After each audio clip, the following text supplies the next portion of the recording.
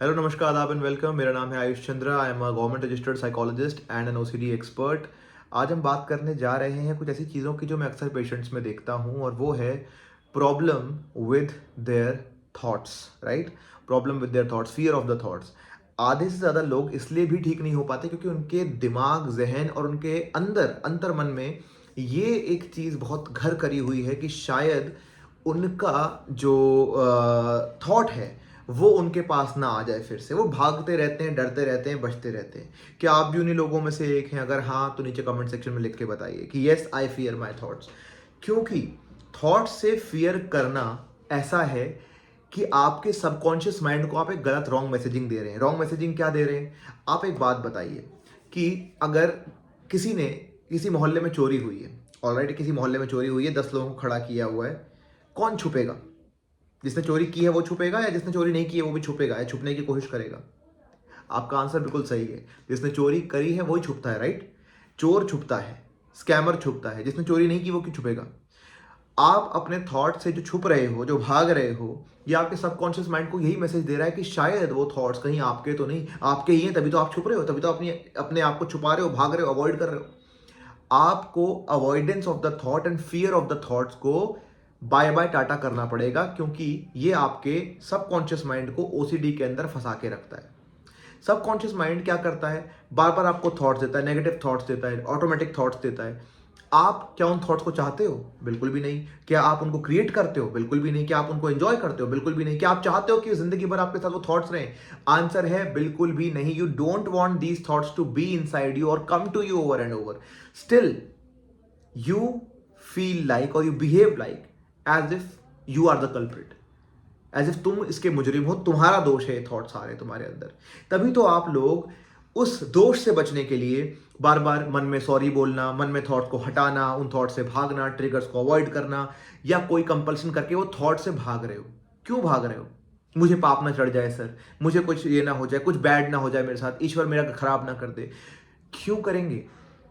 क्यों होगा आपके साथ बुरा? नंबर वन, अगर ईश्वर में आपकी आस्था है तो ईश्वर आपसे और मुझसे कहीं बड़ी एंटिटी है, और उनकी जजमेंट आपसे और मुझसे कहीं ज्यादा, 1000 गुना ज्यादा है। तो वो कभी अपनी जजमेंट में गलती नहीं करते। उनको पता है कि कौन से थॉट्स आपके हैं और कौन से आपके नहीं हैं। तभी तो आप भाग रहे हो उन थॉट से। ईश्वर भी जानते हैं। अगर वो कहीं देख रहे होंगे तो हमारे ऊपर हंस रहे होंगे कि यार तुम क्यों भाग रहे हो, तुमने चोरी थोड़ी की है। स्पैम मैसेज तुम्हारे फोन पे आता है तो तुम्हारी गलती है क्या? नहीं ना, स्पैमर की गलती है। तुम्हारे घर में चोरी होगी तो तुम्हारी गलती है क्या? चोर की गलती है। वैसे ये थॉट्स भी तुम्हारे अंदर स्पैम मैसेज की तरह ये आ रहे हैं, तुम्हारी गलती नहीं है। ओसीडी के अंदर, बिकॉज हमारे माइंड में ओसीडी चिंटू बैठा हुआ है, इसलिए आ रहे हैं। वो चिंटू तुम्हारे माइंड से निकाल के अपने माइंड में डाल दूंगा तो मुझे भी आएंगे, किसी और के अंदर डाल दूंगा तो उसको भी आएंगे। ये दिक्कत, ये दोष तुम्हारा या मेरा नहीं है, चिंटू का है। और भगवान इसको अच्छे तरीके से समझते हैं। और जो दूसरी बात है कि कहीं मेरे थॉट्स रियल ना हो जाए, अगेन एक बिल्कुल ही वाहियात, बिल्कुल ही एब्सर्ड, बिल्कुल ही मजाकिया थिंकिंग है कि मेरे थॉट सच ना हो जाए। क्योंकि अगर आपके अंदर ऐसा होने की संभावना तक भी होती ना, तो आप इंसान नहीं कहलाते, आप महापुरुष कहलाते, या आप कोई बहुत ही ईश्वर कहलाते, गॉड बन जाते हैं। आप ह्यूमन हो तो 99% पे ही आपका काबू है। 100% आप कोई भी चीज सर्टन नहीं कर सकते। आपको पता है आज से 10 मिनट बाद या 10 सेकंड बाद आपको कौन सा थॉट आएगा, आपको पता है? अभी हम ओसीडी की बात कर रहे हैं, अचानक से मैं आपको कुछ भी दिखा दूं, परफ्यूम दिखा दिया, परफ्यूम का थॉट आ गया। आपको पता था आपको कि परफ्यूम का थॉट आ जाएगा इसके बीच में वीडियो के? नहीं पता था आपको, राइट? थॉट्स आपके काबू में ही नहीं है, थॉट्स आपके नहीं होते। थॉट्स से अपने आप को डिटैच करो। आपको नहीं पता कि आज से 10 मिनट बाद, 5 मिनट बाद कौन सा थॉट आएगा आपको। तो जब आपको पता ही नहीं है, आप डिटरमिन नहीं कर सकते, तो आप उसकी जिम्मेदारी कैसे ले सकते हो?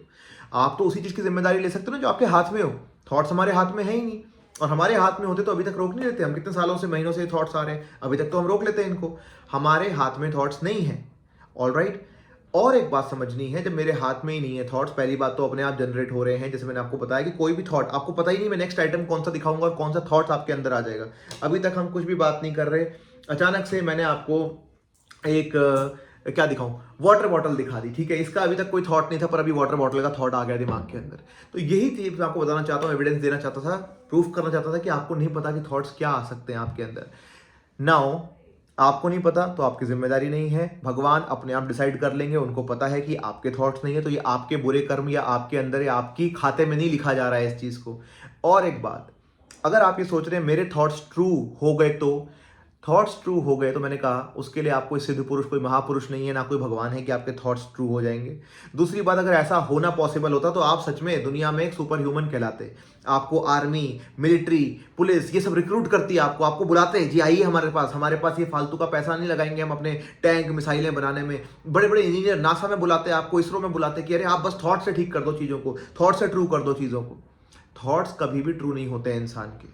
दूसरी बात, नेगेटिव ही क्यों, फिर पॉजिटिव थॉट ट्रू करके देख लो। अगर आपको नेगेटिव की बहुत ज्यादा डर है तो बोलो कि अच्छा मैं थॉट ला रहा हूं, मैं मिलियनर बन जाऊं, मेरे को 2 करोड़ रुपए बाहर मिल जाए मेरे कमरे के। नहीं मिलेंगे, आपको भी पता है। ऐसे थॉट से अगर कोई चीज ट्रू होने लग गई तो इस दुनिया से सारी समस्याओं का समाधान हो जाता। साइंटिस्ट लोग बैठे नहीं होते, सारी पूरे जिंदगी बिता रहे हैं अपनी रिसर्चेज में, पैसा लगा रहे हैं डिफेंस बजट में, सब कुछ इंडस्ट्रियलाइज कर रहे हैं, सब कुछ बढ़िया बढ़िया कर रहे हैं। क्यों कर रहे हैं? थॉट लाते और कर लेते। यहीं पे मैं आपकी ये मिथ भी ब्रेक करना चाहता हूं जो आधे लोग मुझे कहते हैं sir affirmation, law of attraction हो जाएगा, मेरा सबकॉन्शियस माइंड से आ जाएगा, या कोई चीज़ मैनिफेस्टेशन हो जाएगी। अगर ये सब चीज़ें इतनी ही आसान होती ना कि आपके थॉट आकर मैनिफेस्ट हो रहे होते, या आपकी एफर्मेशन ऐसी होती कि भाई जिससे मैजिक हो रहा होता, तो आप अभी तक देखते कि इस दुनिया से भूखमरी खत्म हो गई होती, लोगों की गरीबी खत्म हो गई होती, ग्लोबल वार्मिंग खत्म हो गई होती, टेम्परेचर चेंज ना हो रहा होता इतना ड्रास्टिकली, लोगों की सेहत और बेटर हो रही होती, या पता नहीं डॉक्टर्स ही ना होते, सब लोग सिर्फ मैजिक से, जादू से, थॉट से ही सब कुछ अफर्म कर लेते, सब कुछ ठीक कर लेते, मैनिफेस्ट कर लेते। क्यों कर रहे हैं सब लोग काम? बड़े बड़े billionaires, mark Zuckerberg, Ambani, Adani, ये लोग क्यों काम कर रहे हैं? ना करते एफर्मेशन से, अपने मैनिफेस्टेशन से बुला लेते सब कुछ को। ऐसा मैनिफेस्टेशन ना कभी जीवन में हुआ है और ना ही होगा, क्योंकि हम और भगवान में फिर कोई अंतर नहीं रह जाएगा। ठीक है, हम एक प्राणी हैं, ह्यूमंस हैं, ईश्वर के दिए हुए एक क्रीचर हैं, ईश्वर के बनाए हुए। जैसे कुत्ता, बिल्ली, घोड़ा, हाथी, वैसे ही ह्यूमन बीइंग। हमने बस आज कोट पैंट पहन लिया तो हम अपने आप को एक बहुत बड़ा महान इंसान समझने लग गए। इसीलिए हमें ओसीडी जैसी प्रॉब्लम, फियर जैसी प्रॉब्लम हो गई। क्या कभी किसी कुत्ते, बिल्ली, छिपकली को देखा आपने ओसीडी होते हुए? नहीं होगा ना, क्योंकि वो ऐसा नहीं सोचते। उनको पता है, उनको ईश्वर ने उतना ही दिमाग दिया है कि भाई तुम्हें मैंने जो काम के लिए भेजा वो काम करो और खत्म करो। हम ही बस अपना हम मैनिफेस्ट कर लिए, कर ले, कुछ नहीं होगा इससे। ये थॉट्स बिल्कुल बेकार हैं, बिल्कुल वाहियात हैं। आप जब भी कल्पना में जाते हैं, कल्पना में अनगिनत पॉसिबिलिटी खुल जाती हैं और आप वहां डूब जाते हैं और डर जाते हैं, वहां फंस जाते हैं। एक के बाद दूसरा लूप, एक के बाद दूसरा लूप, एक के बाद दूसरा लूप खुल जाता है।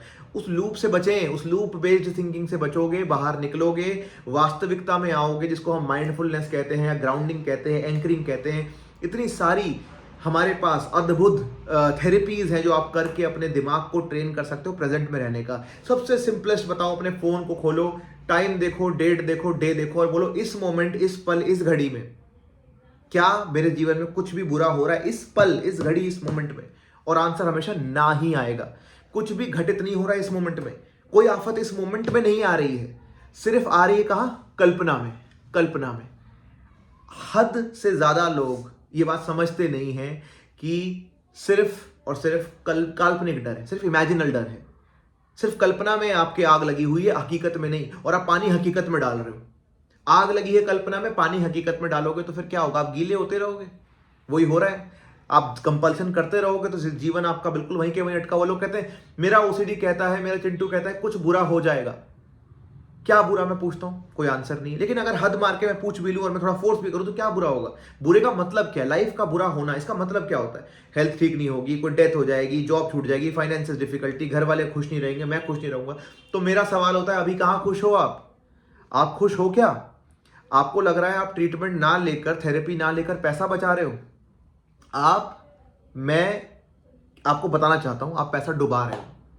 आप एक एसेट हो। आज अपने घर परिवार की मदद कर सकते थे, चाहे पैसे से करते, पढ़ाई करके करते, या घर वालों के काम आके करते। अगर मैं होम मेकर भी हूं, घर पे भी काम करता, तो मैं घर वालों की मदद कर रहा होता। लेकिन बिकॉज ऑफ ओसीडी, क्योंकि मैंने थेरेपी नहीं ली, मैं कुछ भी नहीं कर पा रहा। और ये आपको जिंदगी बहुत अच्छी लग रही है तो माफी चाहूंगा, फिर आपको कोई ठीक नहीं कर सकता। आपको समझना होगा, ये बैठे बैठे घर में जो आप दिन भर लोगों की वीडियो देख देख कर सोच रहे हो ना, कोई मुझे आकर कोई चमत्कारी बूटी दे दे, या कोई मुझे चमत्कारी नुस्खा दे दे, हैक दे दे, कुछ नहीं होने वाला इससे। हजारों लोग हैं, मैं भी उनमें से एक ही हूं। मैं समझता हूं, कभी कभी मुझे अपने लिए भी बुरा लगता है कि यहाँ बैठ के ज्ञान देकर क्या कर लूंगा मैं आपको। हाँ, थोड़े बहुत लोग मोटिवेट होकर थेरेपी कर लेंगे, वो ठीक हो जाएंगे, मैं उन्हीं के लिए कर रहा हूँ ये सब। बाकी लोग हाँ, वीडियो देखो, सीखो, साइंटिफिक इंफॉर्मेशन लो, समझो, और अपने अंदर की आग को बढ़ाओ कि मुझे ट्रीटमेंट करना है। सालों साल निकल गए, पिछले साल निकल गया, क्या किया आपने? ₹1 का आपने अर्निंग किया, आपने ₹1 का किसी को सपोर्ट किया, कर पाए क्या, एसेट एसेट बन पाए। एसेट मतलब कोई वैल्यूएबल इंसान हो अपने घर में, परिवार में, जिंदगी में, दोस्तों में। और चलो हो भी, तो क्या आप अपने दिल पे हाथ रख के बताना 100% दे पा रहे हो? यही हो आप? इतनी कैपेसिटी आपकी, इतना ही पोटेंशियल है आपका? इससे हजार लाख गुना ज्यादा पोटेंशियल है आपका जो आप यूज ही नहीं कर रहे हो। किस्मत खराब नहीं है, भगवान नाराज नहीं है। आप अपनी जिम्मेदारी ले।